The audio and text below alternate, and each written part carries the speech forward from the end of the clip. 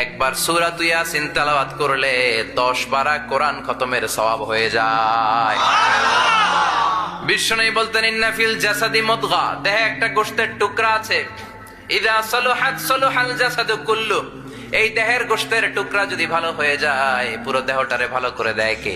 আল্লাহ। এই দেহের গোশতের টুকরাটা যদি পচে যায় পুরো দেহটারে নষ্ট করে দেয় কে? বিশ্বনবী বললেন, আলা ওয়াহিয়াল কলব, ওই টুকরাটার নাম হলো কলব। টুকরাটার নাম কি? এজন্য কলবের মধ্যে আল্লাহর জিকির বসাইতে হবে। কি বসাবেন? নাকি আয়না বসাবেন? আয়না বসায় না? আয়না বসাইয়া দে মোর দয়াল বাবা, কেবলা কাবা, সব মুখস্থ। আয়না বসাইয়া দে মোর। নবীর কলবে আয়না বসায় নাই নবী। সেদিন আবু বকর, ওমর ফারুক, কেউ আয়না বসাইছে? আবু হানিফা, শাফিঈ, এরা কলবের মধ্যে আয়না বসাইছে? বসাইছে জিকির। চিল্লায় বলেন, বসাইছে কি?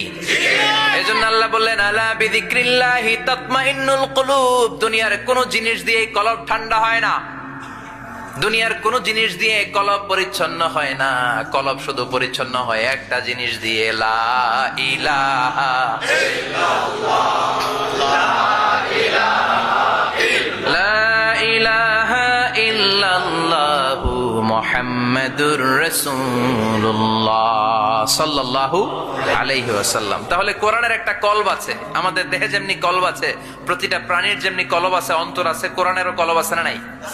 কোরআনের কলবের নাম? চিল্লায় বলেন, কোরআনের কলবের নাম?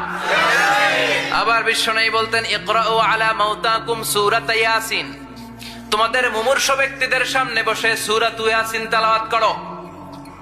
রূহ চলে যাবে, মৃত্যুর একেবারে দ্বার প্রান্তে দাঁড়িয়ে এই মুহূর্তে তার পাশে বসে পড়তে আরম্ভ করেন, ইয়াসিন ওয়াল কুরআনিল হাকীম ইন্নাকা লামিনাল মুরসালিনা আলা সিরাতিম মুস্তাকিম। ওই ব্যক্তির ঈমানের মৃত্যু দান করে দিবে কে? আল্লাহ। মৃত্যুর কষ্ট হালকা করে দিবে কে?